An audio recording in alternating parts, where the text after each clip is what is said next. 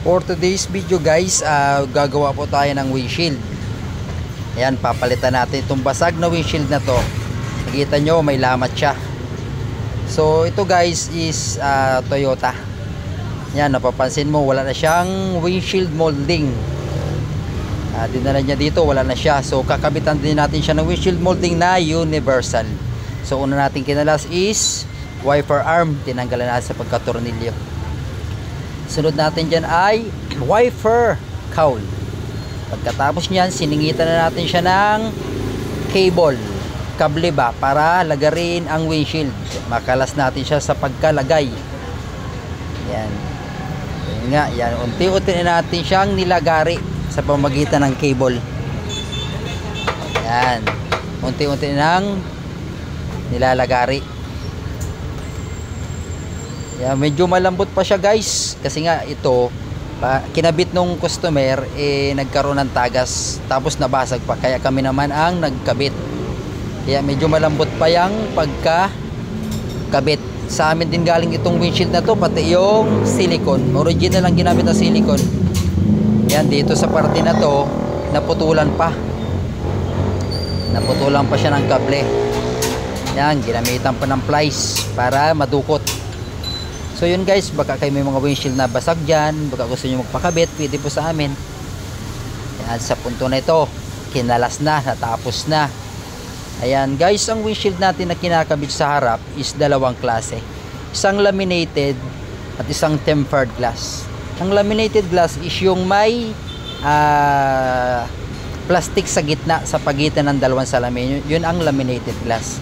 Tapos ang isang glass namin is yung tempered glass, na pag siya ay nabasag ay durog, nagmamais-mais. Ito gaya nito. Ito ay tempered glass. Yan. Pag ito nabasag, durog-durog siya, mais-mais siya. So advice namin sa ganito, magpatent siya. Yung naglalagay siya ng film. In case na mabasag, hindi siya madudurog. So dahil nga na-stuck ng tubig ito na ito, nagkaroon siya ng kalawang, nabutas yung kanyang tabi. So gagawin pa natin yan, re-repair natin. Ayan, lilinisin natin yan. Tatanggalin natin yung mga lumang silicone. Dito sa part na to, naglagay na rin si pare ng silicone. Yan, original yung pangdikit natin, ha? Original yan. Minsan ang nagagamit natin sa pagkabit ng windshield nito is 2 piraso.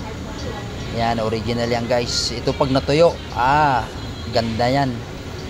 Wala talagang tagas yan. O so kung sakali may tagas man, ibalik nyo lang sa amin. Nagbibinda rin tayo ng windshield glass. Pwede natin i-take out. Kung gusto nyo naman, edi magpa-service na rin kayo. Kaya lang, dagdag service siyempre. Dagdag tayo ng service fee. Dito sa punto na to, maglagay na tayo ng stopper para hindi dumikit yung windshield sa unit na maging sanhi ng pagkabasag. Yan ang pinaka-stopper, rubber siya, pinagputol-putol na rubber. Yan ang magiging stopper namin. Yan, niligyan ko pa ikot. Yan. So yun nga guys, baka kayo gusto nyo magpa-service, mga may windshield kayo dyan na basag, nagpapadalhin tayo sa probinsya. Yan, itong sa punto na to, ikakabit na natin. Kasama natin ang ating kumpare, si paring Chef, na ilang taon na rin natin kasama sa pagkabit. Si pare, matagal na kami magkasama nito. Mga 17 years na kami nagkakabit ng windshield. Sari-saring sasakyan na nakabit na namin. Sa Ford, medyo nahirapan kami sa Ford. Kasi may mga special tools siya. Kaya sa Ford, medyo harap pa kami kung magkabit kami yan. Ngarag pa. Pero po mga Toyota, ayan, ganito Toyota. Ay, easy. Ayan, dito sa punto na to, naglagay na tayo ng arm. Patapos na agad tayo. Easy, basic na sa amin ang ganitong Toyota.